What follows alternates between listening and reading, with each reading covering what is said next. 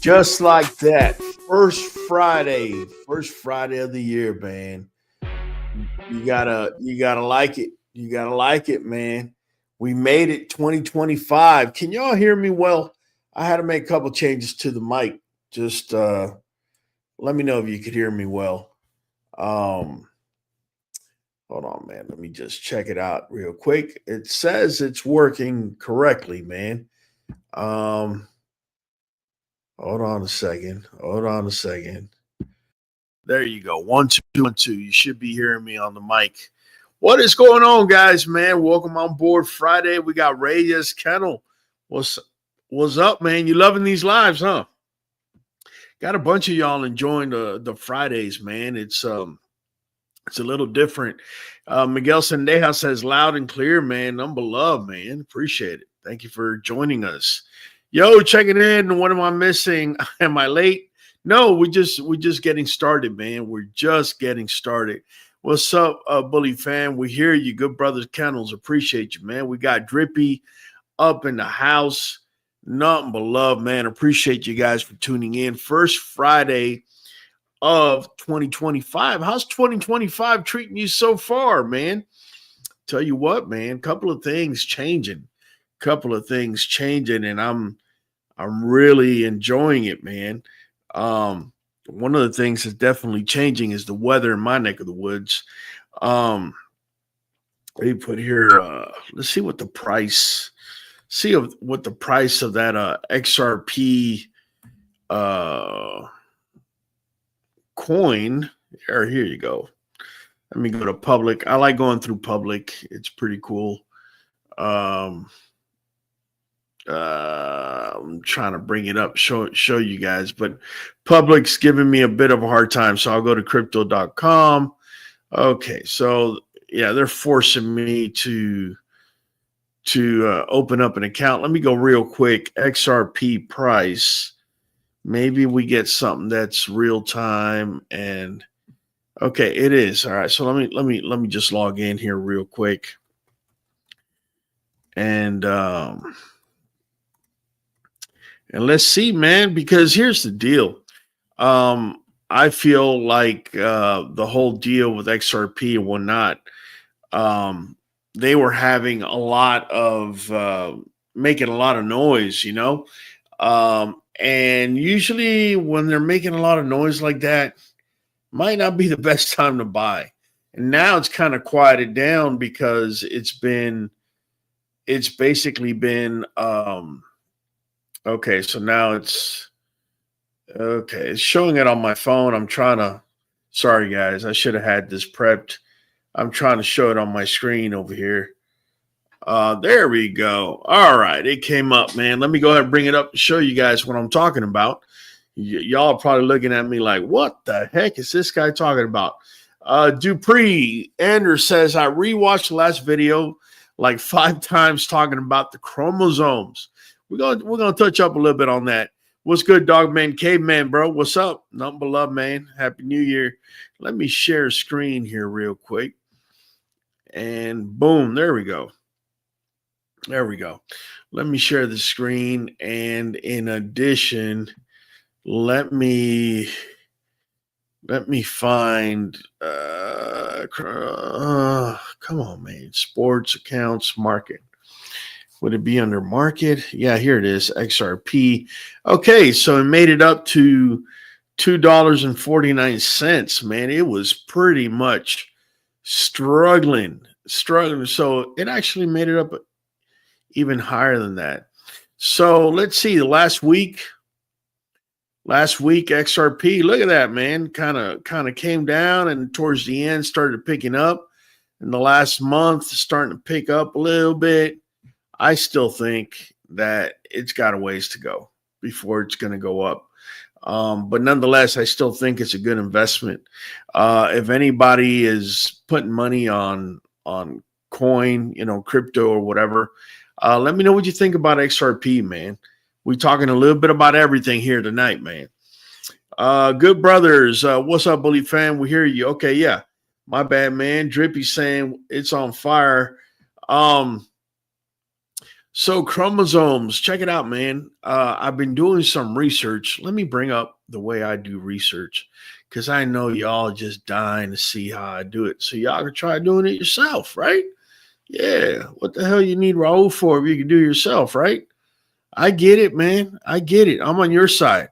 I'm on your side. So I'm gonna bring up some basic things, and then we could talk about them a little bit. Just basic things. I'm not going to show you exactly where the chromosomes are located because, to be honest with you, I'm still figuring that out. And like I said, I'm going through three different. Um, I'm verifying it through three different places. So check this out, right? So these are summary of genes pathways that have to do with muscle. So for those of y'all that are looking for dogs that are going to be beefed up and muscled up, these are 1, 2, 3, 4, 5, 6, 7 different pathways, right? That have genes inside of chromosomes that have to do with muscle. Each one has something to do different. I can tell you the main one that keeps coming up is this one right here, and that's the myostatin, MSTN. And there's a particular dog breed, I believe is the Whippet, that when a gene, what's the word I'm looking for? It morphs, it changes. It'll come to me here in a bit, but when it morphs and changes, basically that dog breed will double in size as far as muscle. You guys know what I'm talking about? Here, let me bring up the muscular whippets. I'm sure you guys have seen them online, but some people probably think it's fake. I ain't gonna lie, I thought it was computer generated when I first saw it. But here, let me bring it up on the screen so you guys could see it here real quick. These whippets, man, they are just huge, and the reason they're huge is because boom, there you go. Look at the muscularity on that dog, right?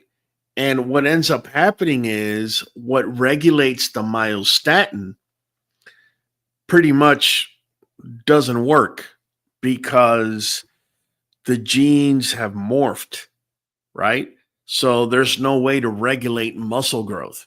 So myostatin, MSTN, guys, just so you know, is not for your muscles to get big. It's actually to regulate how big they're going to get, right? But because the genes mutated, right, in that zone, it doesn't have an ability to regulate the muscle. In other words, keep it smaller, and therefore you're getting this ridiculousness on the whippet. Really, really crazy. Yeah, mutates. You got it, man. You got it.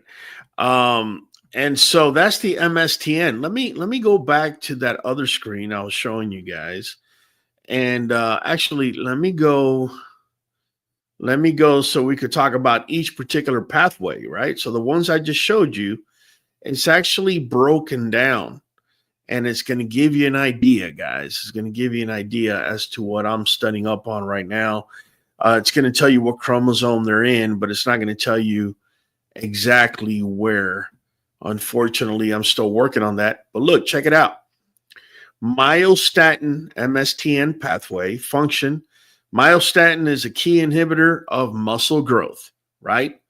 So if you have a mutation in this particular gene, it can't inhibit muscle growth, and therefore you have crazy amount of muscles growing.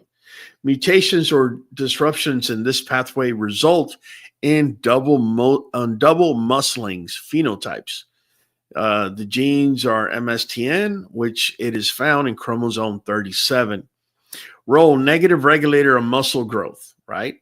Mutations lead to increased muscle mass as seen in double muscle breeds like the whippets, and I just shown you.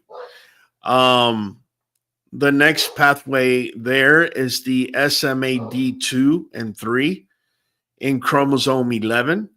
The role is a downstream mediator of that MSTN, which regulates muscle growth, involved in inhibiting muscle development. Right. So if you have mutations in either MSTN gene or the SMAD2 and 3, you're probably going to get a lot more muscles in your dog. TGF beta receptor. This is another pathway. This one's found in chromosome 9. Is a receptor that activates the SMA2 or 3 signaling in response to myostatin. So you see what I'm talking about? A chain reaction, or not just a chain reaction, but basically it's similar to color to how colors are presented, right? Because there's basically a relationship.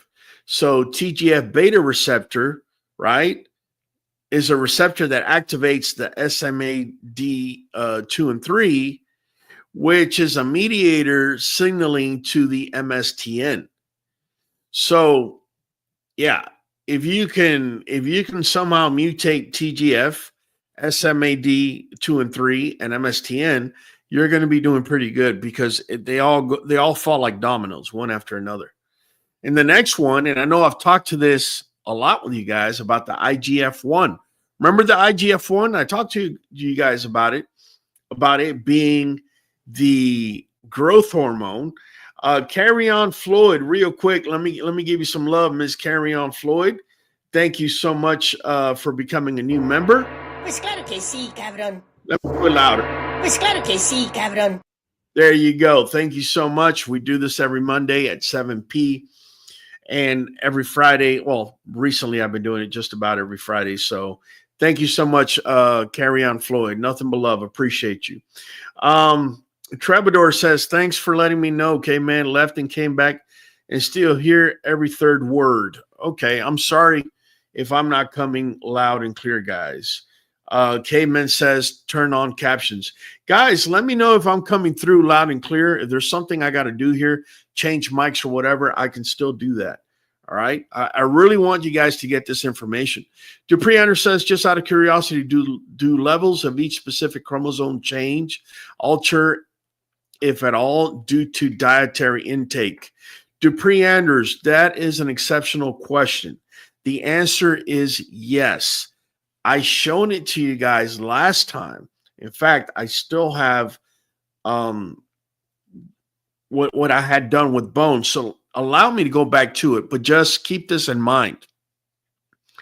Certain foods that your dog intakes or lack thereof will either switch on or switch off genetic sequences or pathways. Okay, so you're seeing right now, I just been talking to you guys about this particular genetic pathway, right? This one up here, which is the MSTN, right? And the SMAD2 and 3 and the TGF beta receptor, right? A particular food can actually either inhibit or make more of this right here, make the signal stronger or weaker, right? So this is the myostatin pathway. It includes MSTN, SMAD23, and TGF beta receptor.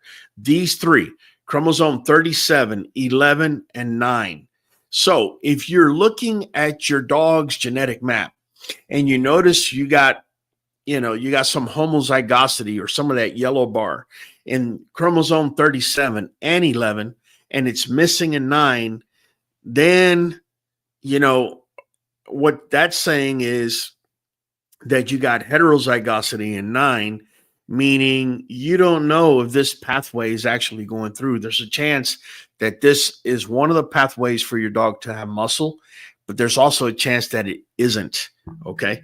The next one, which is the one I'm talking about, is the insulin-like growth factor, the IGF-1. Okay. And this is a mammalian growth hormone, if you will. In this case, we're referring to it as a growth factor because it's not a hormone right now. It's a gene pathway, right? So function, it plays a significant role in promoting muscle cell growth, right? This is the one that promotes muscle cell growth, right? So if you have a dog that has, say, two ends. So let me rewind. Let me go ahead and bring up a dog so we could all be on the same page, because I'm over here talking like, we don't have new people in here. And therefore, let me just show you guys something on the IGF-1. Let me take that down. Okay, you guys could hear me loud and clear. I appreciate it, man. Okay, appreciate it. What's up, G-Line? Number love. So let me show you guys something real quick, man. Let me go ahead and bring up one of the dogs I have on Embark. Boom, there we go. And then okay, so let me bring up a dog that is, say for example, our boy 305, right? My boy 305, if you go to his traits, right, we're going to scroll down and I want to take a look at his IGF-1, right? Look at it right here, IGF-1. Notice he has a letter N and a letter I, right? So N, I was hoping it would tell you here, but N is for large. And then if you notice this here, it says here, the I allele is associated with smaller body size. So he's NI. For me, because I know he got an N from mom and an I from dad, what that means is, to me, when it comes to the IGF-1, he's a hybrid. He's hybrid. He's not double N. He's not double I. He's NI. He's kind of sitting in the middle of both worlds, if you will. I just wanted to show you guys that. So when I start talking about, like in this particular case, 305's IGF-1 is not homozygotic because it's not NN, it's not NI, so it is heterozygotic, meaning you have two different letters. They're not the same, right? Homo means same, hetero means different. It's really that simple. So let me go ahead and bring up what we were talking about on the research I was doing. And so IGF-1, insulin growth factor, it's actually on chromosome 15. This is what determines if it's an N or an I or both of one letter or the other. Role, it regulates muscle growth and body size, highly associated with muscle hypertrophy and repair. For those of you that are weightlifters and whatnot, bodybuilders, you know that the muscle, right, whenever you do weights, you're causing micro tears or hypertrophy, right? You're causing the hypertrophy, which typically the following day you're going to be feeling the pain. And then that muscle is going to repair itself. And when it repairs itself, not only is it stronger, but it also creates bulk, right? Over time, right? Because like I said, it's just small little micro tears. So basically, if you have a dog that has an IGF-1 and of double N, right? Look at what this is saying. Regulates muscle growth and body size, highly associated with muscle hypertrophy and repair. These dogs that are double N on the IGF-1, they should be able, or you should be able, once they're of age, once their bones have sealed, they should be able to either pull or exercise and build muscle fast. Okay, this is letting you know right here. Along with this pathway, okay, down here in chromosome 4, you have PIK3CA. I'm not even going to pronounce all that, right? And it says the role is part of the IGF-1 signaling cascade, promoting anabolic growth through the AKT activation, right? So all that is just letting you know this is part of it that keeps your dog in anabolic growth in chromosome 4. So I bet you uh, this whole week I'm gonna figure out exactly where in the chromosome this IGF-1 is, but also this PIK3CA, right, which promotes anabolic growth, right? Let's go down here to AKT1, protein kinase B alpha, right? This is found in chromosome 19, right? The role is a downstream effector of IGF-1, stimulating protein synthesis and inhibiting muscle breakdown. So what this does is pretty much synthesizing or making protein, right? And it's stopping the muscle from breaking down. Now, that doesn't mean that it's stopping the muscle from having hypertrophy. Okay, that's not what it's doing. What it's doing is keeping the muscle from breaking down. Now, you guys remember a little while back, I told you guys that um, your body goes into anabolic. Your body can go into anabolic and or catabolic phase depending, when you eat, how much you rest, all that plays a role. So let me give you an example. A simple sugar, right, such as rice. I'm just going to throw this out there. Say you were to eat rice. A lot of bodybuilders like to eat rice along with protein, either right before they work out or right after, right, in order to have it available in the body, because the body is looking for this in the bloodstream in order to repair these muscles that are now have micro tears in them, right? So you say you eat meat and then you eat rice. That's great. The only problem with rice is that rice is a simple sugar. So your body's sugar level will spike rather quickly and then come down rather quickly as well.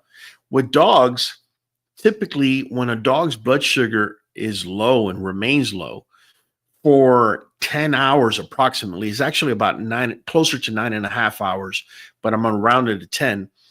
What happens is the dog's body goes into catabolic phase.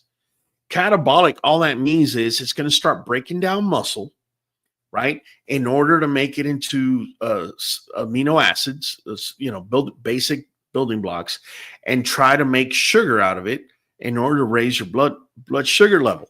As you can imagine, the body's not efficient at doing that, and it really is detrimental if you want to maintain muscle, right? Because it's going to break it down. However, I have a feeling, and I still have a lot of studying to do, guys, but I have a feeling that this is referring to inhibiting muscle breakdown is referring to, right, is referring to the catabolic stage.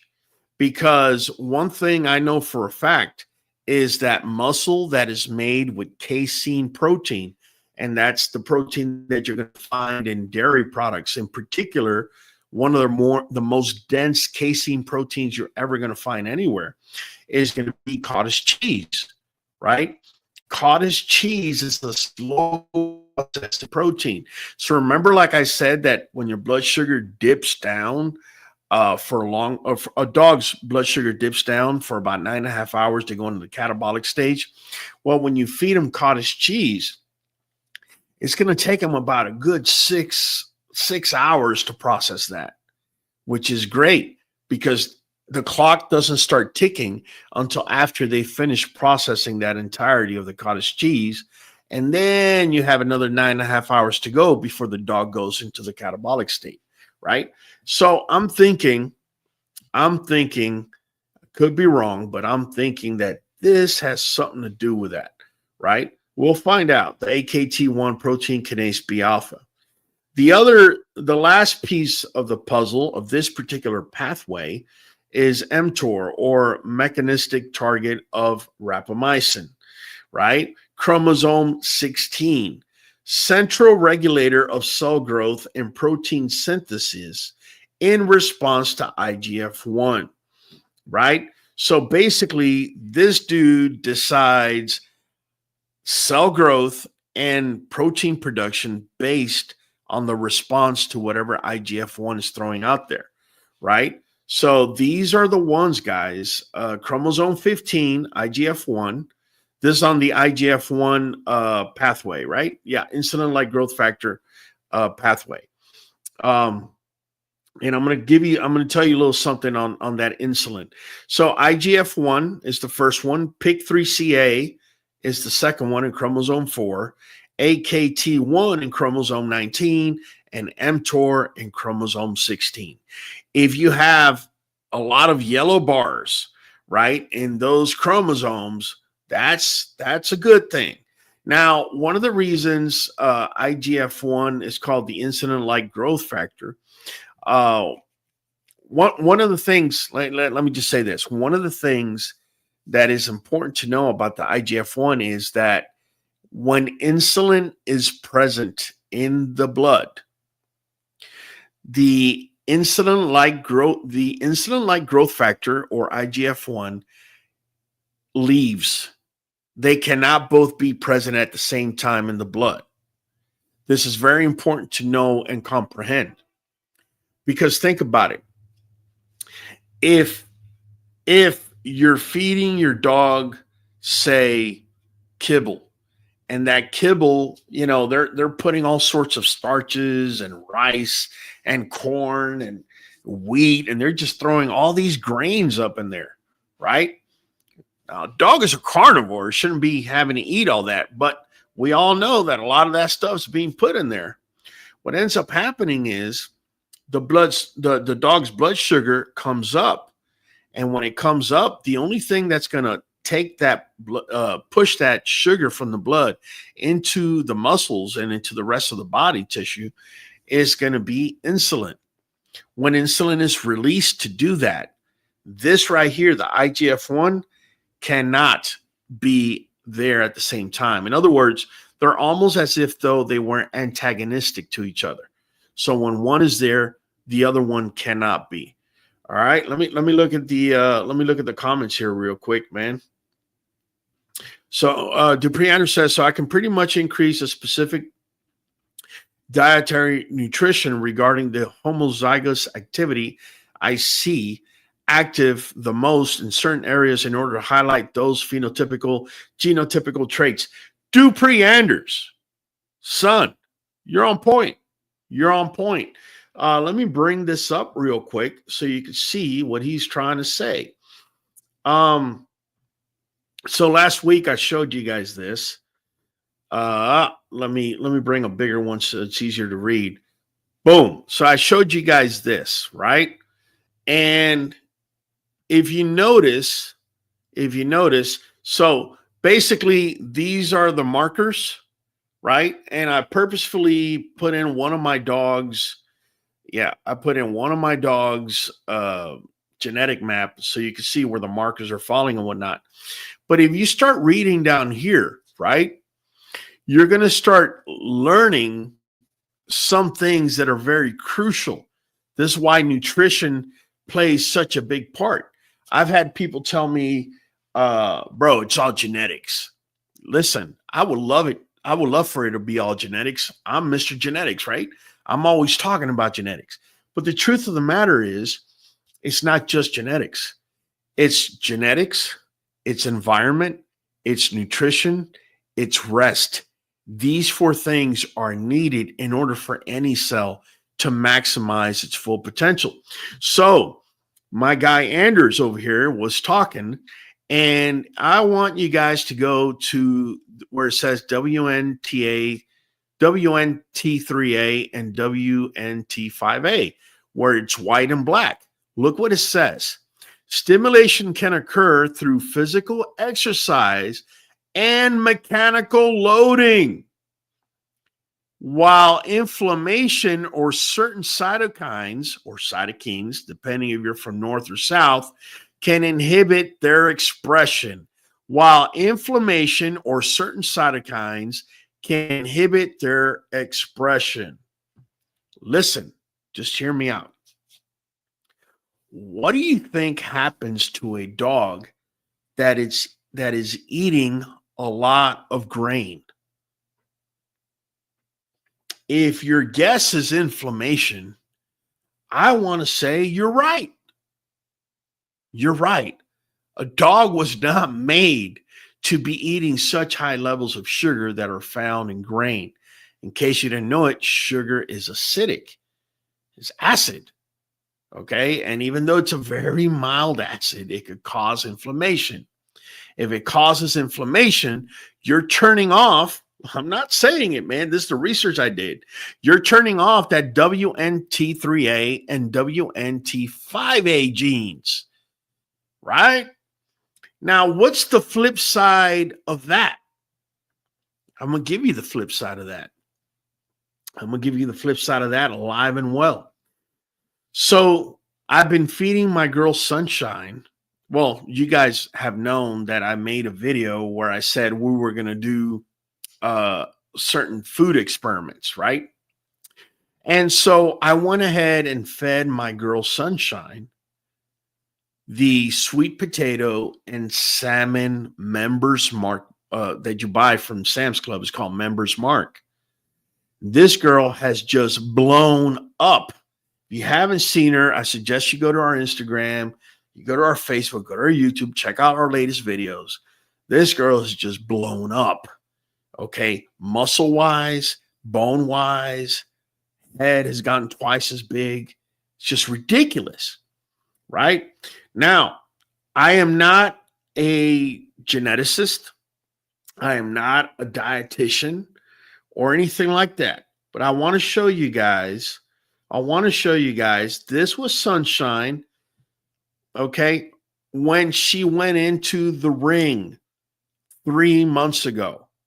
This is Sunshine, okay? Now, this picture was taken about 3 weeks ago, but still you could tell the difference. Look at this. Look at the difference. Look at the head. Stay looking at the head. I'm going to bring up the other picture, okay? Stay looking at the head. Hold on a second. Here you go. All right. Stay looking at the head. Look at the head. Look at the headpiece. Look what it did. Now, look at her chest and shoulders. Look. This is completely nutritional, guys, because nutrition is switching on and off a lot of these pathways. The pathways I'm talking to you about, if inflammation is switching it off, think about it for just 1 minute. What does sweet potato do? And what does salmon do in particular? Let me get into salmon here for a second. So salmon is high in omega-3s, very high. And therefore, it causes an anti-inflammatory effect. In fact, if you were to take omega-3s and you were to cut yourself, more likely than not, you're going to bleed more than you did if you weren't taking omega-3s, right? Because the blood becomes that much thinner. There's an anti-inflammatory response. When you have an anti-inflammatory response, you're getting bigger, okay? Because these WNT, for example, in that particular pathway, right? Let me bring it up. That WNT3A and WNT5A is not being suppressed by an anti-inflammatory response, right? Look, go down to LRP5, LRP6. Nutritional factors such as calcium and vitamin D can stimulate these genes, whereas high levels of I could barely read it, guys, sclerostin produced by the SOST gene can inhibit their activity. But notice how it's saying nutritional factors such as calcium and vitamin D. These are, whenever those particular nutrients are available in the body, it allows these genes to express themselves. Really important, man, because people love to say, oh, it's all genes.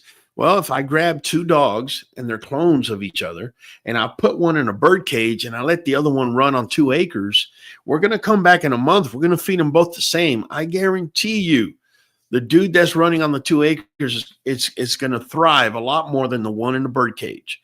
It's that simple. And what's even crazier is one of the main reasons the one in the bird cage is not going to thrive is because mentally we're switching off genes. He's probably going to go straight into a depression. Yeah, Caveman is saying it's called epigenetics. Yes, you can turn on genes. Yes, you can. You're absolutely right. That's why I feed raw carnivore diet. Okay, fair enough. RGB says, I have a question. I feed one of my puppies kibble for a week, and he puts on too much weight where knuckling happens. Once I switch to raw, his weight and muscle goes down drastically. Feed twice a day. Okay. Again, you might want to take a look at Members Mark, the salmon and sweet potato formula. Might want to try that out. I'm just saying because, right? Because it has salmon and also sweet potato, which is a more of a longer acting carbohydrate than regular potato is, more likely than not, you might get a different response than what you've been getting up to now. Caveman says fasting is good too. DNA repair. This is correct, Caveman. Caveman, you're on point, man. That's the reproductive hormone in plants. I guess you're trying to say plants. I don't know. I'm not sure.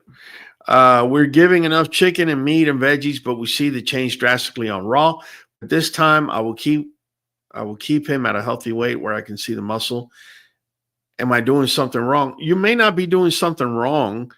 Well, you may and not know it. It's what I'm trying to get at. So let me just say this, right? And what I'm going to talk about, guys, right now is completely hypothetical. So don't go jump off a bridge or write it in stone right now. Just hear me out for a minute, okay? So we all know in this country, cows, chickens, whatever, right? They're getting injected with hormones. They're getting injected with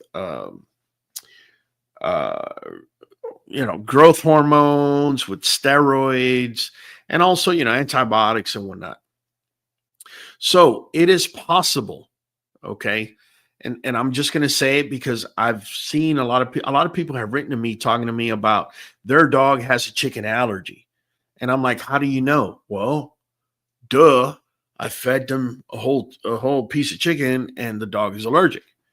And then I'm like, look, man, I'm not trying to be a smart ass. What I'm trying to get at is, have you tried taking the skin off the chicken and feeding the chicken to the dog? You guys have heard me here say 100 times that a lot of the stuff that they put into chicken, whether it's, the hormone for them to grow or, steroids or whatever, it usually ends on that fat layer right underneath the skin. And it's possible that that's an irritant whenever dogs eat it. Think about it. Wolves in the wild never ate chickens that were on steroids. Never happened, right? So it may be a possibility that that's why it's triggering an allergy, right? So that's one reason, for example, I'm going to tell you guys, like I always tell you, that's why I use NuVet and New Joint DS. Now, those of you that are feeding raw, hear me out. If you're feeding raw, we all know that the barf diet or even the carnivore diet is going to require certain amount of offal, right? Or organ meat, right? So some of us are going to go ahead and feed that chicken liver or that beef liver, right? I used to have dogs with allergies. I no longer have dogs with allergies. I do have one dog that was having a ringworm situation. We finally got it under control, but that was only because there was an area in my property that I guess ringworm had spread, and he would just go and jump in the mud pretty much every day or in the dirt every day. But my whole point is, it's very possible that a lot of the stuff that they're putting in these animals, when your dog gets it, rather than promoting them or helping them to get bigger, it's causing a different response. Okay. One of the responses that we found, and I believe it to be a loop. Let me bring it up here. Yeah. One of the reasons I feel that bone will become dense due to any one of these markers in the pathway. And the reason they would stop, better yet, is because of inflammation. So think about it for a minute. When a puppy's bones are growing too fast, what usually ends up happening? What usually ends up happening is there's micro tears on the tendons. I haven't studied tendons yet, so you're going to have to give me a little time. But there are micro tears in the muscle. And I'm sure that the inflammation in both muscle and joints is going to send a signal to those genes that are making the bone grow to slow it down because they just can't keep up. You see what I'm saying? So it's a complete loop. However, if you're feeding your dog, say that salmon sweet potato member spark mark I'm talking about, what's happening is you're giving it the right amount of omega-3s in order to keep the inflammation down, giving that dog or that pup an opportunity to maximize, because these genes are going to be more than likely turned on because that omega-3 is pushing down inflammation rather than letting it come up and switch these switches off. I don't know if that makes sense to you, but that's how that works. All right, Rob Finn, what's going on, man? Unbeloved. Yeah, here we go, man. I'm trying to catch up here. Carrying those genes are what makes them bully class. Kahiki, to clarify the genetic codes you're mentioning, does these DNA genetic codes relate to only bullies, or does it go across the board as far as other breeds? Okay, Kahiki, I love the question. Here's the answer. Here's what's crazy. Here's where it really gets crazy. And I kind of like the puzzle to be difficult. So what's crazy is that I have gone to certain studies that they've done, and certain genetic markers will appear there, say for a particular breed, say like the beagles, and it would be totally different for, say, a boxer. So it's specific to the breeds. Now, I want to think, and man, I'm going down a rabbit hole here that I'm not even sure of because there's just so many possibilities. But I like to think that bully breed type dogs will generally have the majority of the genes in the same particular area. Okay. Mastiffs are going to have it in a different area. Terriers are going to have it in a different area. Bully breeds, I feel for the most part, will have it in a centralized area. Okay. Now, if there's one gene that did not fall there, don't go shoot me for it, man. I'm just giving you my best shot right now. And trust me when I tell you, I could sit on this computer for about 3 hours and learn one little more grain of sand. And for me, it's great. I could care less. But it really takes that long because you have to cross-reference everything. Marie says, good evening, fam. What is Sunshine's diet? She's looking amazing. Right this minute, our girl Sunshine has been on the salmon and sweet potato Sam's Club. And again, guys, look, man, I'm not even feeding her more calories. She's not being fed more calories. What's happening is there was a switch, an on switch that just went off in her body.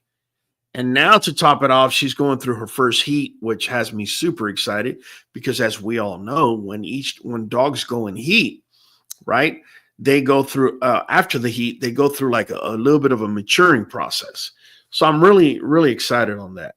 Inserata says, also, do you know where on the chromosome IGF-1 is and how we can see that?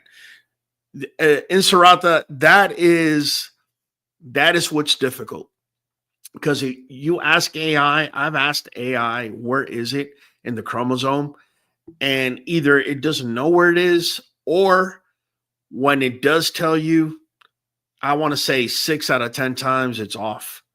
And so you got to go to different universities and their studies and find where each particular where they're saying the genes are, and make sure that the genes line up with each other.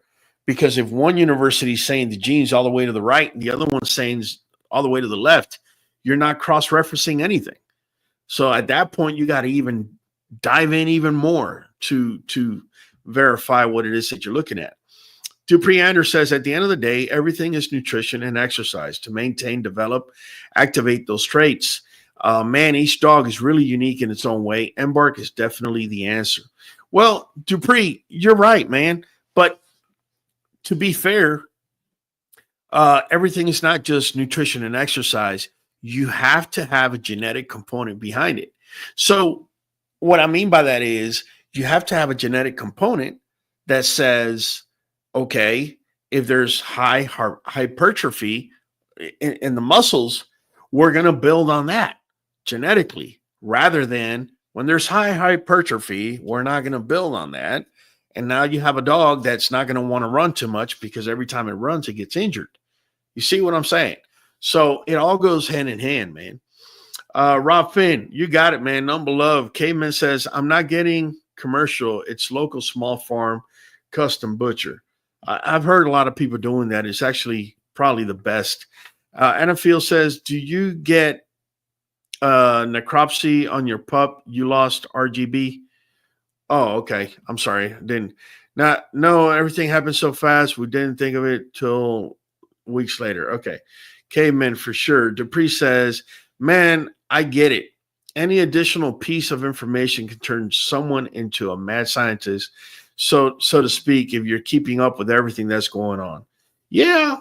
Look, man, if you have the time, and I will say you got to have the passion, man, because it could get boring. It could get really boring really fast, man. And so you better. The quest for knowledge is infinite. You got it. Let me bring this up, man, and let me just go over other pathways, if you will, so that we could see if there's anything that will turn on and turn off.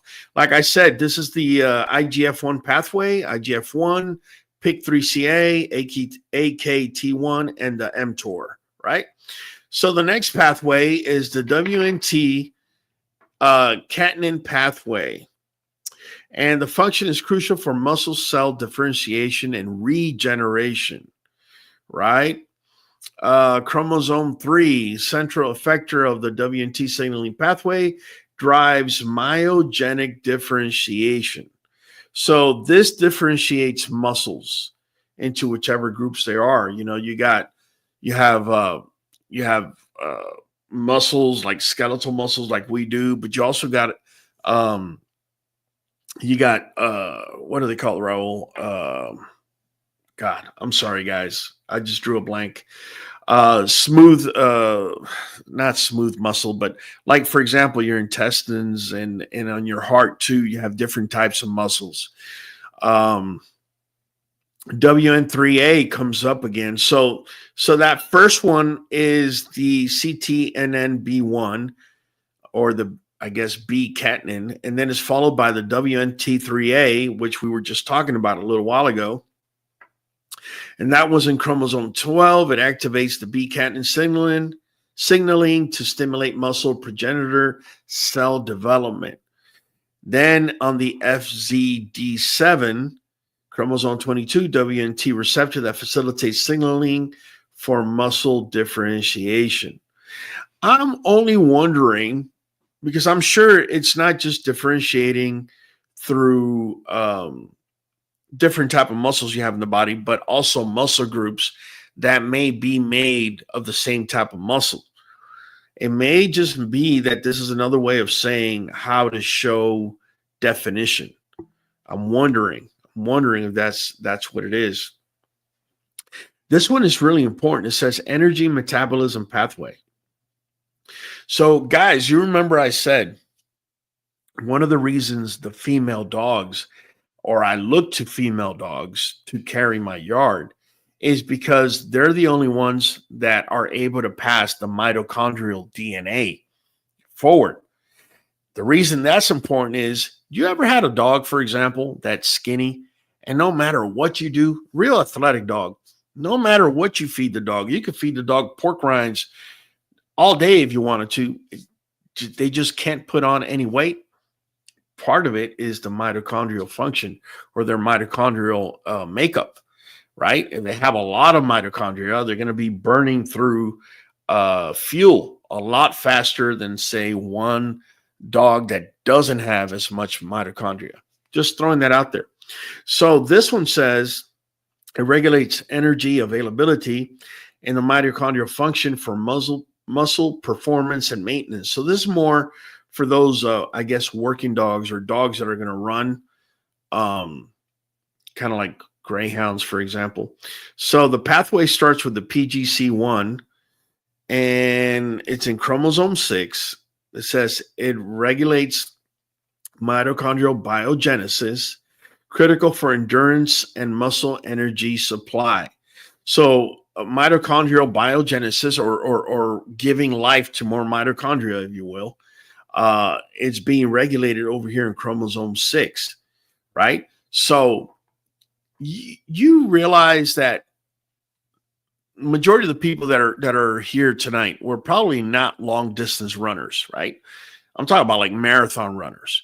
But I am sure that if every single one of us started practicing to do this long distance running, I am sure that the body is going to start making more mitochondria, right? In order to, accommodate, the burning of fuel in these long distance runs, or even if we became sprinters, right? As you're, creating muscle hypertrophy and it's being fixed and whatnot, I'm pretty sure that mitochondria is probably going to be made as well in order for you to burn. Now, how much is one dog going to be able to make as far as mitochondrial biogenesis versus the other? That's where it comes down to genetics, right? One may be more propense to produce mitochondria when running long distance, and the other one may be more propense to do it when it's running short distances. So the next one up here is the AMPK, AMP activated protein kinase. Chromosome 27 senses energy status, promotes fat oxidation and glucose uptake during exercise. So this AMPK pretty much starts sucking up whatever sugars the dog has in the blood, and then also tells the body to go after fat stores as energy. The next pathway is the ECM, extracellular matrix remodeling pathway.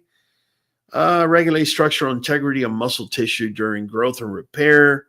You have the COL1A1, collagen, chromosome 9, structural component of muscle, ECM, providing tensile strength. Then you have the MMP2 matrix, I'm not even going to say that, chromosome 20, role it degrades ECM components to allow muscle remodeling and repair. Okay, TIMP1, tissue inhibitor, chromosome 24, regulates MMP activity to maintain ECM balance. Guys, I'll be honest with you. I haven't gotten really into ECM right now. So this information, I'm just throwing words out there. I can't tell you exactly what it means because I haven't jumped into it just yet. The calcium signaling pathway, this is important because calcium, right, along with sodium, is what causes muscles to contract. So I'll give you an example. When I used to work in the ICU, I would have people that would have, like, say, heart issues or whatnot, and they never kind of understood how it worked. And I would explain to them the way your heart works is these are the ventricles, right? And these are the atria, right? So the atria is going to push the blood down to the ventricle, and then the ventricle is going to push it left ventricle out to the body, right ventricle to your lungs, basically, and back and forth. What causes your muscle to contract is calcium and sodium, right? The opposite is true. Potassium and magnesium are going to cause the muscle to relax.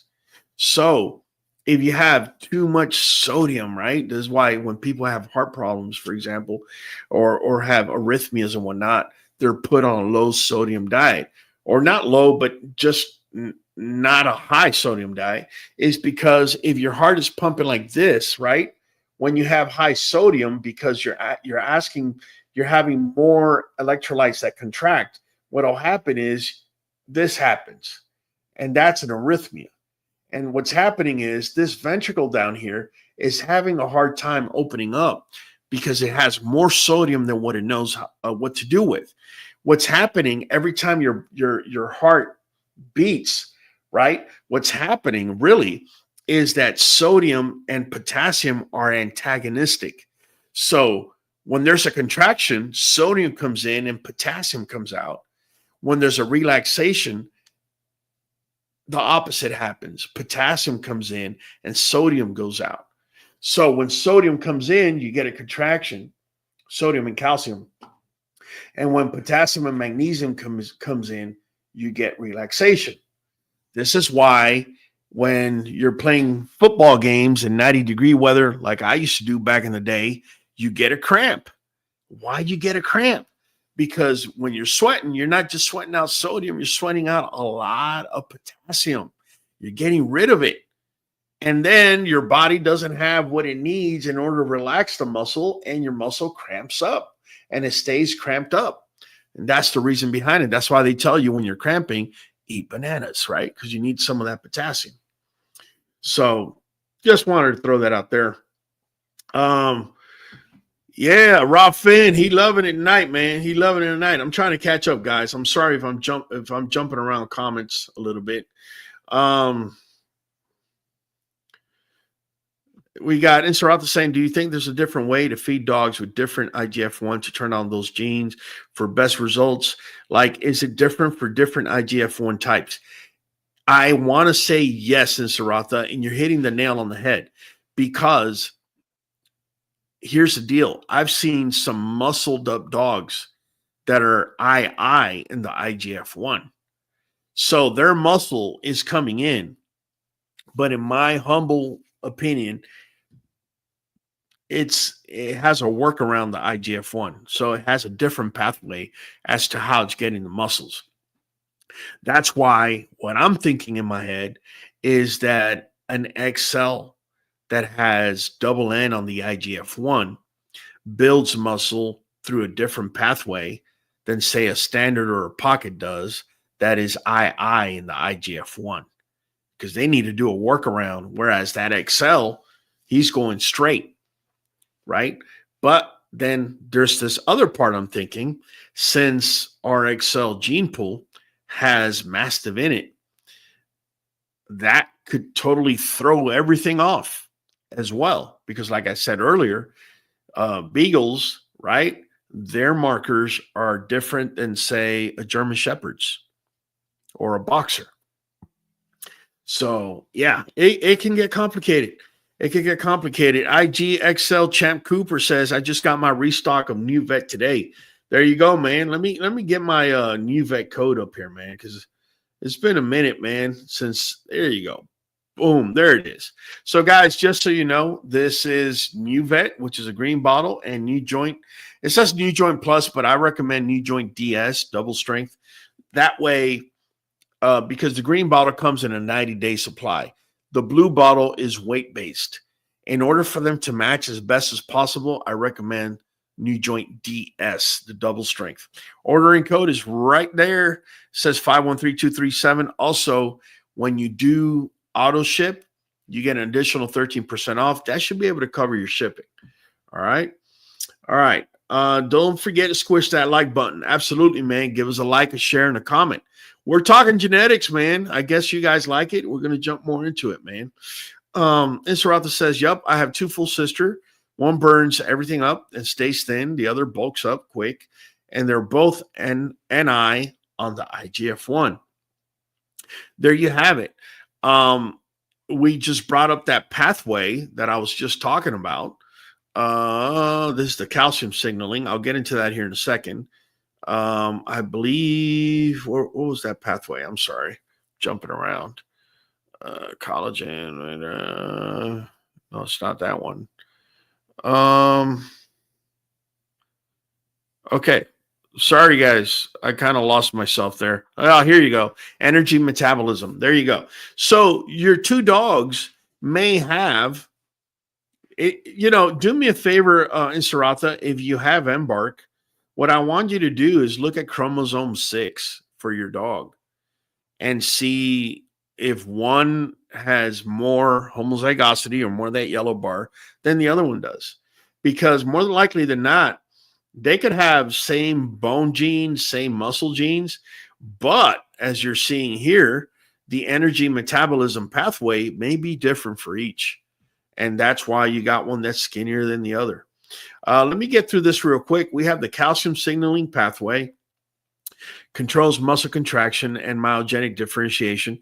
This is mostly important for dogs that, the only thing I can think of is greyhounds that race, right? But that's not true. It could be working dogs. The RYR1 is in the chromosome 9, mediates calcium release for muscle contraction. The CASQ1, chromosome 21, calcium binding protein, regulates calcium homeostasis in muscle cells. All right. Hypoxia. Now, this is pretty interesting. This is, in my opinion, for dogs that are going to run super long distances. Hypoxia-induced pathway function regulates muscle adaptation in low oxygen conditions. Your body has a way when you're not able to breathe enough, right, to actually still metabolize. We'll get into that here later. H1F1A is found in the chromosome 3, activates genes for angiogenesis and energy metabolism in response to low oxygen. And the VGFA is chromosome 12, promotes blood vessel growth to improve oxygen delivery to muscles. So the bodybuilders, they got veins popping up everywhere and all that good stuff. That's probably that VEGFA. Either way, everything I just read to you guys is pretty much here.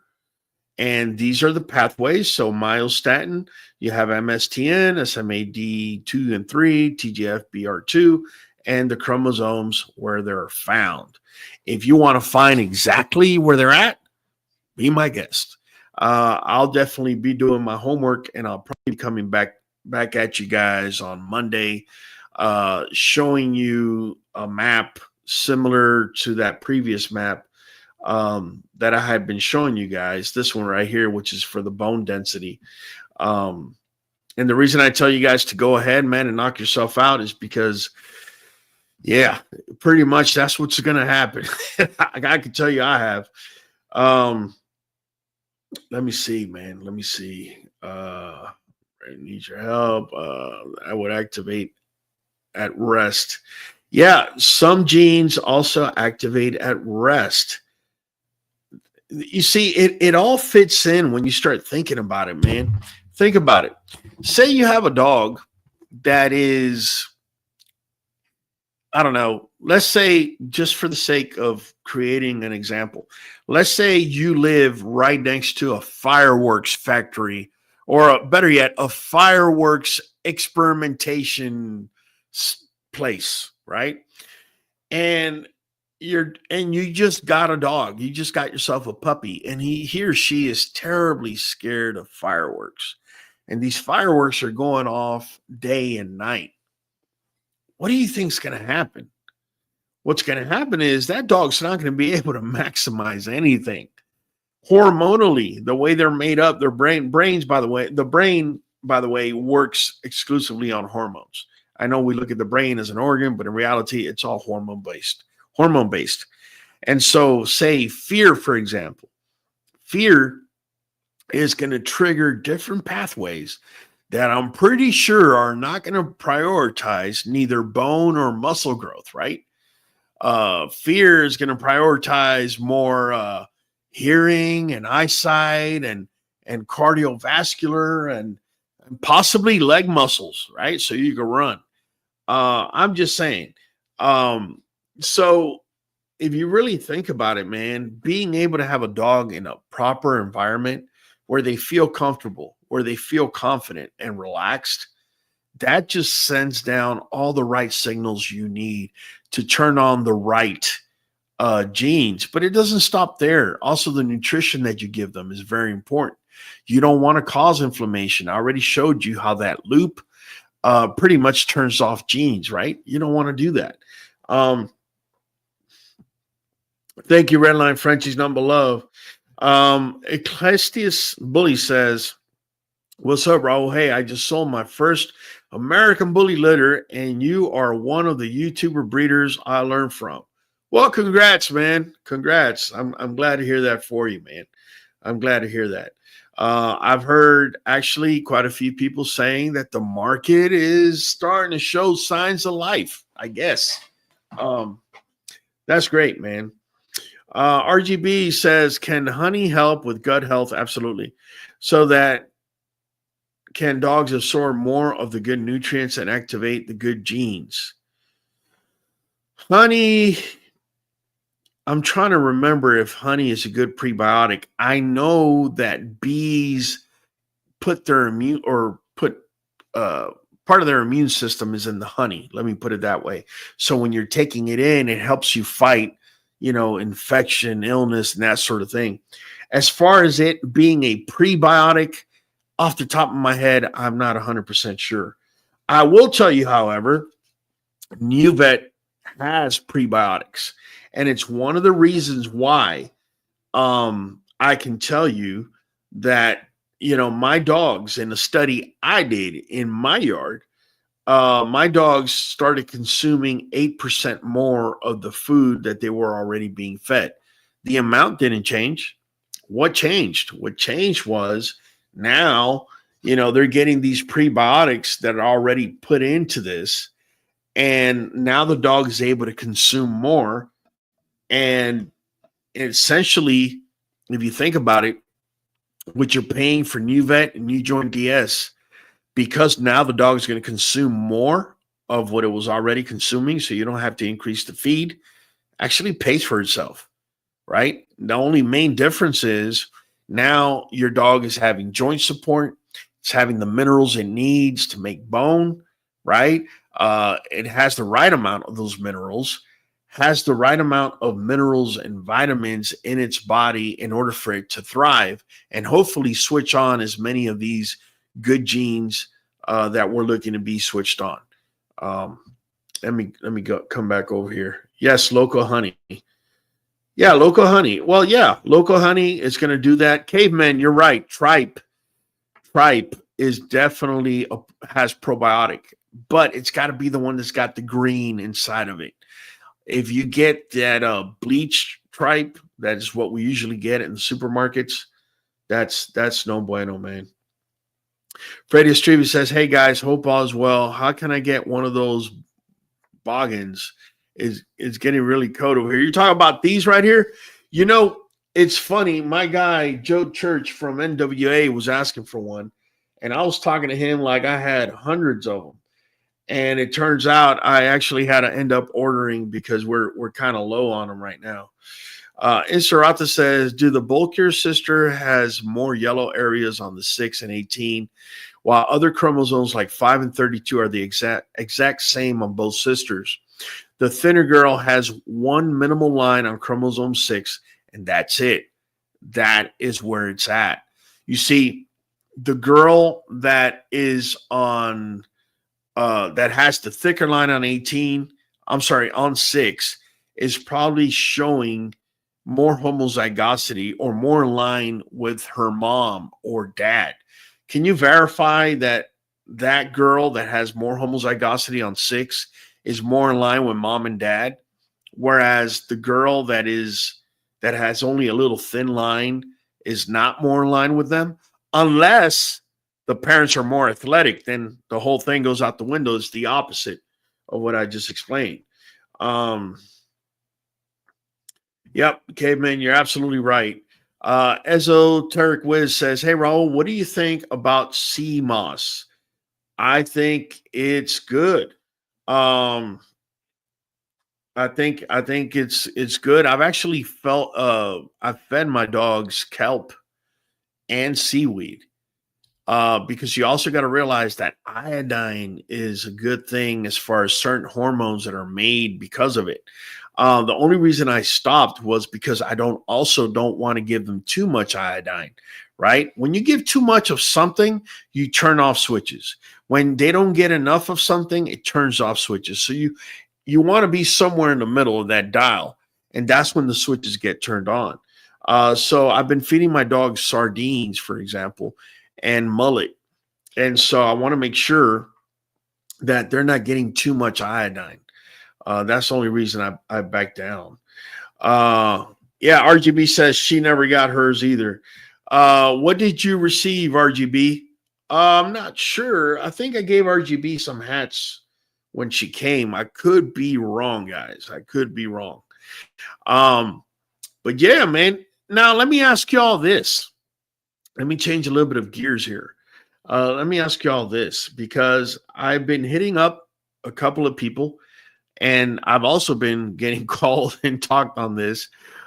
Do you guys notice the market changing?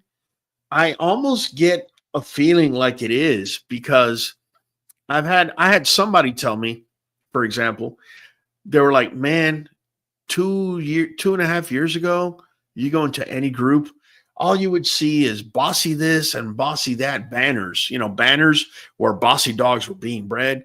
And she's like, now there's just not that many, especially for the last 6 months. But she says recently they're kind of popping up here and there. I'm starting to see it again. So do you guys kind of feel that, or is that just something that, again, I like to get as many responses as possible because at the same time, me talking to 6, 7 people, it's not really a big sample size. Caveman says kelp has plant growth regulators. I wonder if they're the same as mammal regulators. Listen, Caveman, if I was not trying to figure out muscle, which is the next area I'm going to hit, and then tendon, the next area I'm going to hit after that, that would be something very important to look up because think about it. If kelp was to have, growth regulators for mammals, then it'd probably be something you might not want to give your dog because you're going to be activating regulators that you might not want. RGB says, yes, you did, but also you was out of the beanies. Yeah, here's the thing. Yeah, PGRs, you get here's the thing. Sometimes I'm out of one, out of the others. We spin the wheel. Did I say wheel? Oh man, I said the W word. Let me see if I can bring it up here. Let me see if we can bring it up here and get some spins up in here. Let me see, guys. Give me a second. Let me set it up. The one thing about the prize wheel is that when you lose the tab, it seems like you're going to have to re-enter every. Oh, never mind. I found the old prize wheel. Okay. So let me put spin again. Spin again. And then this one's just going to be straight up lose. There you go. So let me go ahead and bring up the wheel, man. We'll get a couple of spins. We'll have a little fun. And yeah, man, here we go. Let me take this down. Let me bring this up. Yeah, man. Also, do me a favor. Can you guys tell me where you guys are located at? And I have a state in mind in my head right now. If I hear somebody say they're watching me from that state, you're going to automatically get a spin. So please let me know. Let me know what state you're in. All right, guys. So tell you what, man. Caveman, I know you're not a member, but I'm going to give you a spin, bro, because you just been on point all day, man. So let's give you a free spin. And in order for you to claim your prize, if you do win, you got to become a channel member. All right, so here we go. Caveman's up first. Here we go, man. All right. Oh, man, you got close to getting some new vet, man. You got close to getting some new vet. I'm sorry, man. I'm sorry. That was a good spin, though, man. Good spin. Let me see. Spin that wheel. All right. So we got Dallas, Texas. Jose from Arizona. Pastor Beers Bully Kennels. I love the name, man. Pastor Beers Bully Kennel. We got Florida. We got Alabama. We got Michigan. We got Ventura, California, SoCal, Alabama. We got Arizona, Ohio. Hold on. We got Kahiki Sakata. I already know you're from Hawaii, brother. Nothing but love. We got California. All right. Kansas City, Kansas. RGB. I thought you was in Texas. All right. Esoteric, Tennessee. All right, Esoteric. You're going to get a free spin. I had Tennessee in my mind. Tennessee whiskey. I've been playing that song quite a few times in a couple of shorts we've been posting, man. Here you go, man. Esoteric, wishing you nothing but luck, man. Oh, there it is. Booyah. Esoteric. You get a channel banner, man. Channel banner. What that means is, if you notice, as I'm talking, there is a new vet banner that I put up. If you're not seeing it, let me get to it so I can show you. Here it is. So check it out. You see how I turn it on and off? Well, we're willing to make a banner for you and post it up while we're talking, and you get that for 30 days. Do me a favor, download QBN app, and I want you to go over to Holland Metal Custom Designs. I want you to click on that and send Kyle a message that you won tonight and that you want your free banner. All right. And we're going to give you a free banner for 30 days, man. Let's see here real quick, man. Redline says, would increasing the amount of food the more athletic eats help with bulking, or is that just unnecessary and unhealthy? Yeah, that's just it. There's not a one answer fits all. Some dogs, when you feed more, they're going to gain. Others, it doesn't matter. You got to play it by ear. Drippy from Dallas, Texas. We got Colorado. Ecclesial says, the market is good, my bro. We up. Blue, all right. Empire State, G-Line, congrats. Yeah, Esoteric Wiz, all right, man. Okay, that's why you need one of the beanies, of course. Kansas City, I know that's cold over there. Las Vegas, Nevada, Red Line. All right. Number love, man. So listen, we've been on here now for a good hour and 18 minutes. I'm definitely enjoying the live, man. Appreciate you guys for tuning in. What I do want to know, hold on, let me raise this up a little bit. There we go, man. What I want to know is, all right, tell you what, man, I want to give you guys a spin. So what I want to know is this. Tell me what platform you first saw QBN. If it was a video, if it was YouTube, if it was on Instagram, if it was Facebook, I don't care. Let me know when you first saw QBN. Let's see, man. Yeah, congrats. You got it. What? You can burn your animals out with too much. Yeah, absolutely, man. That definitely could happen. Drippy says, RGB, could help but notice your comment last live. I want to know, how much did you pay for your dog? Okay. I think you're talking about Macho, Drippy. Yeah, no, she didn't pay anything. That was just a call on. Brayman Bull says YouTube. Watching here in Cebu, Philippines. Oh man, Rosel Rojas. Not my love, Rosel. Rosel, if I knew I could send you a gift like directly, I would, man. Not my love, man. Reyes Kennel, YouTube. Jose Hernandez, YouTube. Caveman. YouTube. Okay, so man, all y'all just caught us on YouTube, huh? First saw you Saw QBN YouTube. Okay, YouTube. Wow. Dang, y'all, nobody here see me on Instagram? Come on, man. Kahiki says, I got a website I want you to check out regarding raw meats. Is my parents' cattle company. 100% gas fed. Kahiki, you know what to do. Go to download QBN app, which I know you already did. Click contact us. Send me the link. I done said it, bro. YouTube, spin it. Ecclesiastes Bullies, man. Ecclesiastes is on fire, man. He happy he sold his whole litter. Pastor Beer Bully says, I'm going to hit you up about a consultation in YouTube. I fell in love with your work ethic and your knowledge, brother. Man, nothing but love. Appreciate you. But Pastor, if you allow me, why don't you become a channel member? Better yet, become a mentorship channel member. You get 2 free consultations a month, and it's going to be cheaper than what you're going to pay for that one consultation. I mean, I'm just trying to hook you up, man.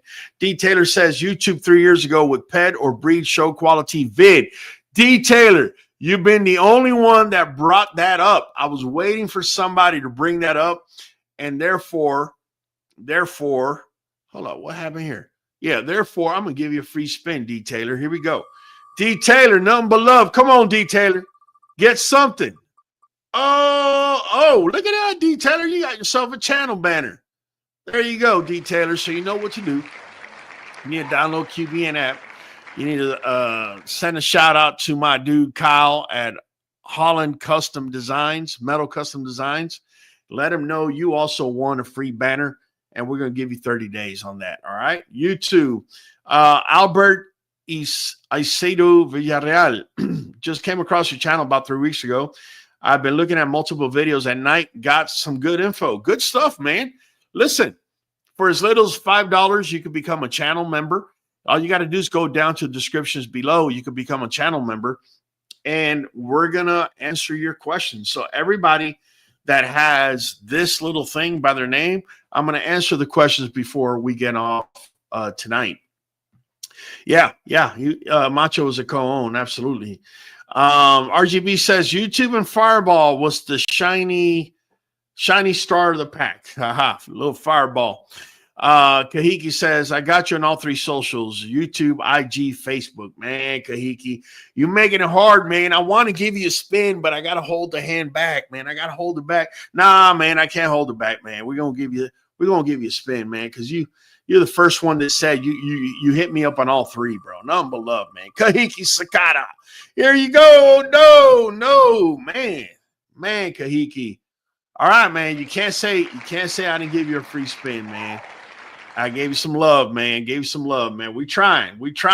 Maurice Humble says, YouTube. Pastor says, I'm on Social Security. It's been hard on me lately, but no excuse. I'm going to do it tonight when my money hits. Listen, Pastor. Listen, there is no obligation, man. I'm just trying to save you money. A consult for a non-member is $100. If you become mentorship level, it's going to be half of that, and you're going to get 2 consults. So that's my only mention to you, man. We got Don Estevan, YouTube 4 years ago, trying to figure out skin allergies. Okay. Rican Blues, are you still doing your kibble experiment? Rican Blues, I am that guy, bro, that's always going to be doing some sort of experiment. I feel that if you stay in one place, sooner or later, they're going to catch up to you and they're going to pass you. So if you don't do the experiment, right, somebody else is going to be doing the experiment. So who better than me? So yes, I'm still doing that experiment. It's been working very well for my girl Sunshine so far. There's one other dog in my yard I'm doing it with, but I'm going to keep it hush just for now, man, just to keep you intrigued, man. Dietrich Hagen says, I think I was on the Spanish channel. Porque te gusta que nosotros hablemos español y hablemos perro como hacemos aquí en QB and Kennel, right? There you go, Dietrich Hagens. I know. Kannapolis, North Carolina. Perfect Storm says, you too, and I've learned so much from all your videos. Thank you. Appreciate it, man. Perfect Storm. Might be the perfect time for you to become a member, man. I'm just throwing that out there, man. There's also your Facebook, says Reyes Kennel. Reyes trying to get a spin. Don Estevan, barf diet, fixed my pup. There you go. Ecclesiastes Bully says, amen. BDK, Blue Dog Kennel, home of the blue try Merles. There you go. Drippy says, RGB, so that comment you made, was that something you should have to talk to him on the phone, not on the live, because it seemed like you was she spoke to me about it, man. We spoke about it. I didn't know we were going to be open on air on it, but I mean, we're transparent, man. So we're going to roll with it, man. G-Line says, I've been watching your videos for 3 years. Couldn't be more pleased with what I learned. Definitely got my program headed in the right direction. Thank you, G-Line. I appreciate you, man. I'm beloved. Adam Fields says, Drippy, salute. Pastor Beers, Bully Kennel says, I feel sad that I don't know Spanish and my mom is Puerto Rican.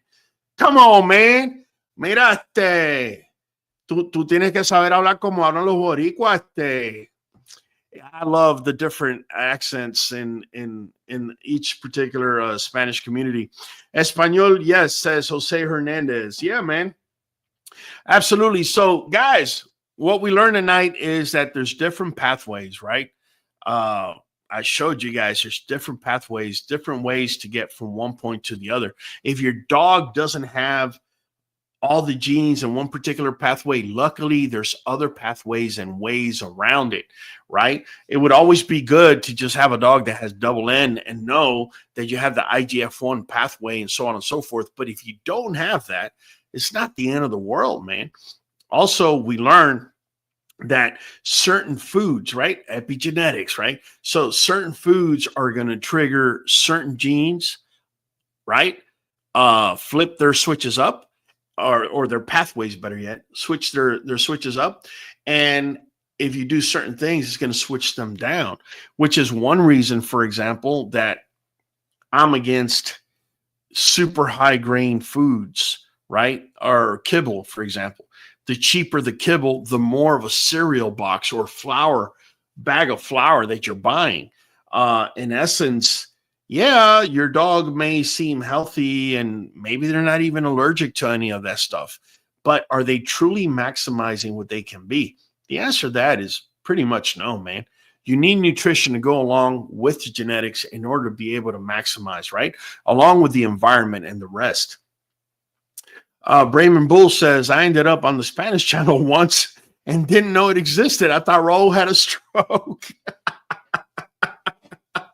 Man, you horrible, man. You over here wishing me a stroke, man. Come on, Brayman. Where's the love at, man? Listen, we now know that foods will trigger it. This is one reason, man, why I tell people, look at NuVet. Look, you got vitamin A, E, and C. You have phosphorus, potassium, zinc, calcium, right? We already saw that calcium triggers one of the pathways, right? So you want a dog to be boned up, you got to have calcium in there. But here's the other part that a lot of people forget. Okay, so you went down to Walgreens and you bought a bottle of calcium, right? I'm going to tell you why that's not going to work. It's not going to work because in order to build bone, you need phosphorus, not just potassium. Calcium. You need calcium along with phosphorus to build bone at the right amounts. Not just that. Another reason why it may not work is because the fillers that they use with them cheap brands, some of the cheap brands that are there in Walgreens, may be okay for humans, but may not be okay for dogs. Just throwing that out there, man. Gabriel Rose says, QBN, thanks for helping me 8 years ago. Well, my first litter. Listen to that, man. I helped you, and back then, what? I was like brand spanking new or close to it. Let me see. Drippy, it won't like that. Raul has nothing to do with what happened to him because not even the vets know why it happened. Open mic, I was trying to get more experience from other with the same issues. I have a question for you, RGB, that I actually came across today and might give us an answer. Might not, right? I have a question. In your neck of the woods, and I'm going to look it up here. Let me go to Google. I know you're in let me see, Texas map. I know you're southwest, right? Southwest Texas, right? Southwest Texas. So hold on. Sago palm. I believe that's what it's called. Sago palm, right? I'm trying to see map of where it grows. Okay. So yeah, sago palms are in your area. Actually, they're all the way in the southern U.S. Let me blow up this map. Let me show you something. Let me show you something that I actually was researching today. I came across it today, actually. Let me share this. This is pretty interesting. So the sago palms, I guess they grow all the way here, and then check it out, man. They go all the way up here. I wonder why they don't go all the way up there, but it doesn't matter. The point that I wanted to make about sago palm is that I found out that if a dog eats pieces of sago palm when they fall on the ground or wherever, it will cause immediate seizures. So let me just sago palm and dogs here. Let me just see what this sago palms are toxic to dogs, and all parts of the plant are poisonous. What I found out about it is that it also will not show up on a tox report. So it says here symptoms can appear as early as 15 minutes after ingestion: vomiting with or without blood, diarrhea, drooling, weakness, stumbling, collapse, tremors, seizures. So if left untreated, poisoning can lead to liver failure, low blood glucose, which will cause seizures, decreased blood clotting, bleeding, jaundice, hemorrhagic, gastroenteritis, so on and so forth. So here's my point. My point is, I found out that this stuff could literally go straight to seizures, okay? And in addition, not show up on a tox, unless obviously you know exactly what you're testing for. I just thought it was crazy. I thought it was crazy. Yeah, Regan Blue saying vitamin D without D3. Perfect Storm, man. Just became a member. Nothing but love. Perfect Storm. Let me give it to you, man. Here we go, man. Loud and clear for Perfect Storm. Pues claro que sí, cabrón. Do this every Monday at 7 p. And as you know, we're doing it Fridays too, man, because that's just how we roll. Yeah, Adam Fields loving it. Yeah, Reyes says, I would have never known about sago palm. Yeah, I just wanted to throw it out there. Whether it is sago, whether she has sago palm or not, it doesn't matter. It's all the way down here in southern Texas and the entirety of the South and the West Coast. The other thing is, I will take a blame for this, and that is that all my dogs eat sticks, and they love eating, anything that falls on the ground here where I live. Mama Aruba has pretty much taught all my dogs to do that. So it's possible that if you ever get a puppy from me, or if you ever co-own from me, that may be a habit that is not a good habit. That's quite possible. Yeah, RGB says we don't, but our neighbors do have them. I'm just saying, do they have one that's falling like right over to your property, or I don't know. Let's see. Oh, Drippy. Okay. All right, Drippy. Yeah. Yeah, it does. I mean, look, man, we keep it transparent on this platform, man. We really do. There's definitely things, that can be talked about, you know what I'm saying? But if ever, wants to be brought up, it can, just because it's how we roll. Reyes says, that's why I stay watching you. Thank you, Reyes. Number love, man. Pues claro que sí, cabrón. Perfect Storm. Regan Blues says, welcome to the Perfect Storm. You got it, man. No sago in Jersey, thankfully. Yeah, man. Yeah, stay away from sago palms, guys. If you notice, it says, look how crazy it is. It says yes, sago palms are toxic to dogs, and all parts of the plant are poisonous. especially the seeds. I'm not, so RGB, I'm not trying to start a war with your neighbors. I'm pretty sure they probably weren't trying to poison the dog or anything like that. But it's unfortunate that information like this can protect people that own dogs, like we all that love dogs. But somebody that really wants to hurt a dog, they're probably going to grab the information they heard here and probably go kill a dog and know that it's not even going to come up on a tox report. I don't even know how I came across that today. I was researching mussels, and I don't even remember right off the top of my head, but sago palm. Sago palm does not come up. No, I remember now. I was talking to a friend of mine that works in the ER. She's a vet tech, and she was telling me sago palms are toxic and that they don't come up on a tox. She told me to look it up. There you have it. Thanks for the shout out. You got it, Perfect Storm. You did that for yourself, man. I didn't do anything for you, man. None but love, man. Now, depending on what level, if you did get the mentorship level, just know I'm going to give you 2 consults a month, and it's going to be half the price if you were paying for one, right? So nothing but love, man. Excited to learn. You got it, man. So yeah, guys, sago palm. Let me just show you guys what it looks like, so you guys stay away from that stuff, man. That stuff, I didn't even know this. I did not know this, and I guess these are the seeds. All right, 2 dogs died. Look at this. 2 dogs die from sago palm toxicity. Look, so let me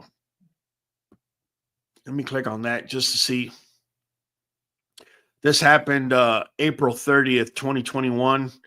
Says what was supposed to be a fun family trip to South Carolina turned into the Evans' worst nightmare. The sad story started with a trip from Illinois to a new vacation home in sunny South Carolina, where Stephanie and Tony Evans' dogs Macy and Murphy enjoyed some time outdoors in the yard. 2 dogs both ate what looked like crab apples. Stephanie told people 30 minutes later, both of the pups were vomiting uncontrollably. Sorry, guys. I'm having issues with pronunciation today for some reason. Stephanie made a quick call to a local vet practice, Coastal Vet Critical Care, where they confirmed that the suspected crab apples were actually seeds from the sago palms. I described the seeds, and they said to get them in as soon as we could, as they thought it was toxic sago palm seed. Unfortunately, let me make this big. Every part of this ornamental plant contains, I guess, psychocin, which is a very toxic agent. Let me click on it. Let me see what it's got to say. Oh, yeah, it's a neurotoxin. Environmental neurotoxins linked to a prototypical neurodegenerative disease. Wow. Psychocin is a member of a family of naturally occurring azoxyglycosides in cycad plants, which comprise 9 genera and approximately 100 species. Wow, this thing is toxic for 100 species. It includes Bowenia. I'm not going to read all that. It says the concentration of cycacin and cycad seed ranges from 2 to 4%, and it readily undergoes hydrolysis under acidic conditions, the stomach, of course, to yield methanol and formaldehyde, nitrogen, and glucose. So basically, the stuff they put into dead people, oh man, that's just, oh my God. Psychocin is metabolized by plant, bacterial, or mammalian glucosidases, hydrolysis of B-glycosyl linkage to liberate. So basically, it becomes formaldehyde in your stomach. Man, no wonder it kills a dog so quick. That is just, oh man. RGB says it was never meant like that. Raul knows how we conduct business. You do, but they have the sage palm or sago palm in the front of the property to our house. No, no, absolutely. RGB, she's conducted business with me in the past. And we're very transparent with each other. But RGB, that's food for thought. That's Sago Palm, because I remember when the whole situation came up, we were both. I was the first thing I think came out of my mouth is, did somebody poison the dog? Because the dog never showed anything here. I mean, we got videos upon videos in YouTube, long form and shorts, where, Macho May, he rest in peace, he was walking around just fine, didn't have issues holding his head, any of those issues. But yeah, Sago Palm. Look, I'll be honest with you guys. I just found that out today. I didn't know. I did not know for the life of me. What's crazy is my wife, she wants to do like a little island in our driveway and this, that, and more likely than not, only because I'm thinking of Miami, and everybody in Miami has a Sago Palm in their little island in front of the driveway. I kept referring and thinking that that's probably what she was going to want. Well, that's not going to happen. Yeah, they have them in Florida. Yes, they have them a lot in Florida. Reyes says, I'm in my front yard. I'm about to dig them all up. Jesus Christ, man. Oh, man. I think I created a Sago Palm scare. Guys, again, it may be, may not be. I mean, it just, and Sarata says, I don't have them, but they are in my area. Rican Blue says, some palms are illegal to remove. Wow. Alberto Sueda, Reyes Kennel, I do too. Guess they coming out this weekend. RGB says, we walk our dogs in our neighborhood, and most of the neighbors have them in the front yards down here. Oh, man. Yeah. But, I mean, in all honesty, in all southern states and the entire West Coast has it. So I'm pretty sure I've walked dogs down the street where they got Sago Palms all the time. We have Sago Palms all over the state of Hawaii. There you go, man. I don't mean to cause a Sago Palm scare, but yeah, man, we need to know that a dog eats this and within 15 minutes, they're dead, bro.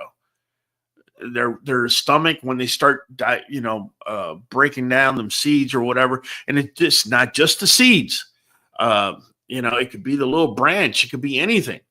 Man, now I allow my dogs to, because Mama Aruba, she teaches all the dogs to eat sticks, to eat grass, and eat this and eat that. And I let her, but man, I think we're gonna need to retrain everybody in the yard, man.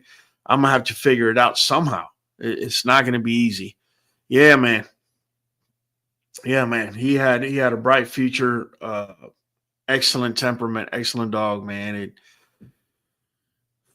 It happens. It happens, man. Saludos desde San Diego, California. Mafia Mortal Kennels. Nothing but love, man. Yeah. Sago Palm. Let me see if there's. Let's take a look while we're on the subject. Let's take a look if there's.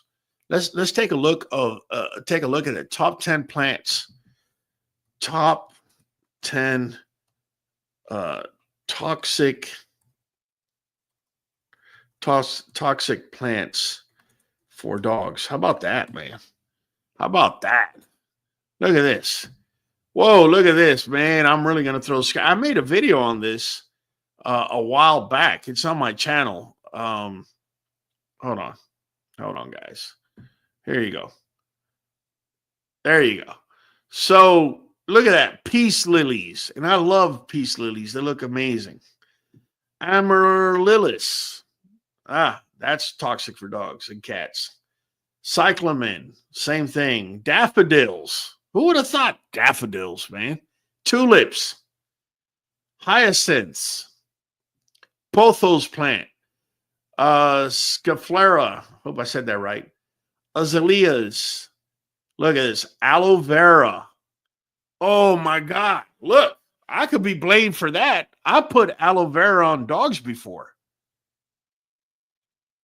Man, I didn't even know. Baby's Breath, and then last and certainly not least, Sago Palm. I wonder, I wonder which is the most toxic because now I'm like, shh, now I really want to know, man. Um, well, okay, we got the ASPCA. They got to be good for something except causing chaos, man. Let me see. Uh, Current review. They're not necessarily showing like the most toxic. So let me put here top 10 most toxic. How about that? Hopefully. Wow. I wonder, well, they're not in alphabetical order. So they got oleander, lily of the valley, lily, tulips, daffodil, autumn crocus, rhododendron, dieffenbachia, sago palm, and then aloe, azalea. So I only wonder if these in front of sago palm are just more toxic. Here you go. 16 most common poisonous plants. Let's see, man. Sago palm, number 1. Bro, they are so everywhere in Florida. I can't think of a house of my family that lives in Miami that doesn't have these, like all over the place. What? Tomato plants. It says with summer comes tomato plants in the garden. Make sure to keep dogs clear though, as they can cause weakness, gastrointestinal problems, drowsiness, dilated pupils, slow heart rate, and confusion. Who would have thought that? Tomatoes. Wow. Aloe vera. We rub it on our skin, and some of us even drink the juice, but aloe is something your dog needs to avoid. Spannonins in this succulent can cause vomiting, diarrhea, lethargy, tremors, general central nervous system depression. Wow. Ivy, vomiting, diarrhea, excessive salivation, drooling, abdominal pain are caused by ingesting ivy. Huh. Another poisonous plant, the gladiola. Wow. Wow. Lovely summer, the American holly, vomiting, diarrhea, general lethargy. Oh, look at these, the little cute ones over here. A popular ornament shrub in some areas, holly is a low toxicity plant, but your dog may experience vomiting and diarrhea. Daffodil, commonly found in the spring. These flowers can cause intestinal spasms, low blood pressure, salivation, tremors, vomiting, diarrhea, and even cardiac arrhythmia. And then baby's breath says, if you know it from virtually every bouquet of flowers you receive, this small flower that accompanies floral arrangements can cause vomiting and diarrhea. Milkweed. Man, these are all over the place too. Very common, very pleasant to look at, very toxic to dogs. Castor bean. Now this one, I have seen them, but I don't think I've ever seen these in Texas. I could be wrong. Again, drooling, vomiting, diarrhea, extreme thirst. Azalea. Produce serious gastrointestinal issues that can additionally cause weakness, discoordination, weak heart rate, potentially fatal. Wow. Tulip. Man, they're so beautiful. Who doesn't love tulips? Hopefully Fido, because they're another poisonous plant for dogs. Chrysanthemums. Vomiting, diarrhea, skin rash. So some of y'all hitting me up on skin rash. Make sure you don't have any chrysanthemums. Begonia, very common garden flower that can cause extreme oral irritation, excessive inflammation of the mouth, as well as drooling and vomiting. Oleander, all parts of this flower, fresh or dried, are poisonous and should be avoided by all pets. Wow.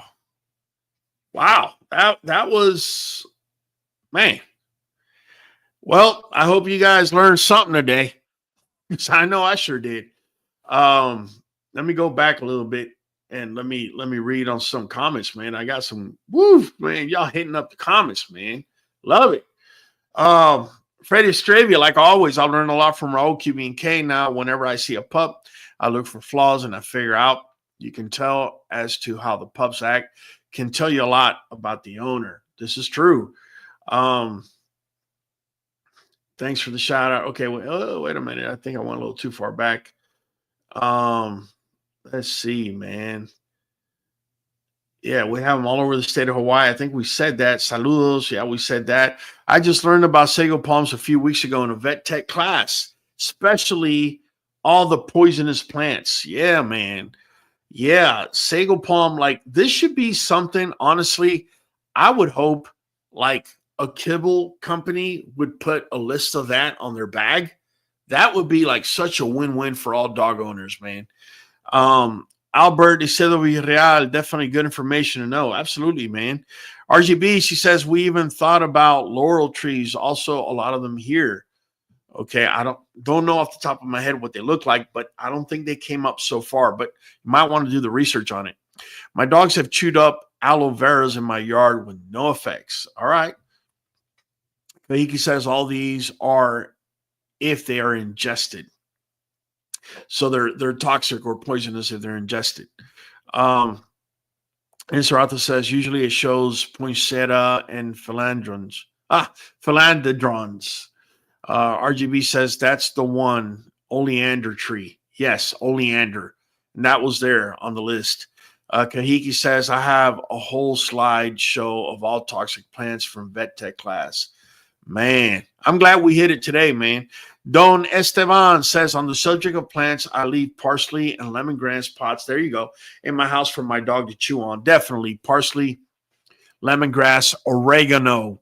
Oregano is another one, man. That's great. Inserata says, I have a whole hedge of tall oleanders. They're all over here. Wow.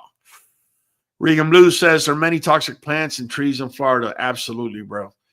Florida, well, the name says it, Florida, which is, I believe it translates to like flowering. I could be wrong. Mafia Mortal Kennel says, I used in the past aloe vera. I did too, man. I did too. Never again. Never again. And so out there, pretty much everything that grows here in Arizona is toxic. RGB says, my cousin vet professor told her oleander tree is toxic to dogs. There you go. Well, we just proved it today as well. Ecclesiastes Bullies, 9-pup litter went faster than pancakes on a fat kid. I love it, man. You must be like a New Yorker or something, man. Drippy says, RGB, I heard you use a straight credit off a tugboat. I would love to see how the pups look. If you would mind sharing to us on the live, not mind dropping the link. All right, man. All right. Somebody looking at tugboat. Kahiki says, yes, RGB oleander is very toxic. Whoa. All right. Ronnie F says, just landed back in Boston from going to pick up my pup from Gaines Bullies. I'm now a true bully owner. Congrats, Ronnie F. None below, man. Chubbs 82 says, just got a dog from Top Dog Bullies. They said they just feed their adults leg quarters and occasional liver piece. 26 years in business. All their dogs are beautiful. Hey, man, you know, what can I say? What works, works. I will never go against that.